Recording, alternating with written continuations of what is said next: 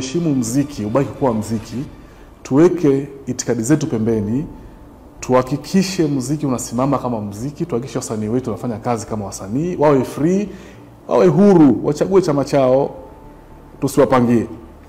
Wakiwa kazini tusiwapangie kazi gani wafanye. Kwa hapa na nikiangalia kwa kina nahisi kama tumewaadhibu kwa sababu wamesimama kwenye majukwaa ya chama.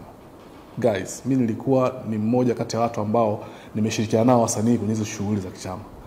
Boda wengi mlikuwa mnakusanya watu kuja kwenye hiyo mikutano. Vipi na nyinyi tuwafungie? Mlikuwa mnachukua watu na kwenye hivyo viwanja. Tunajua kuna vyombo vya usafiri vya anga vimebeba watu pamoja na wasanii waende kwenye hiyo mikutano. Vipi na nyinyi tuwafungie? Wako mama ntilie walitengeneza vyakula huko mikoani na wenyewe tuwafungie?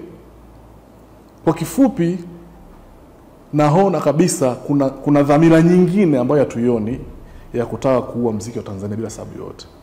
Kama ni issue ya chama, ni chama wamelipwa, wamefanya kazi kama watu wengine wote, tumalize, tuendelee shughuli zetu. Na kwa kifupi, huu sio mwaka wa kwanza wasanii kushiriki kwenye shughuli za chama.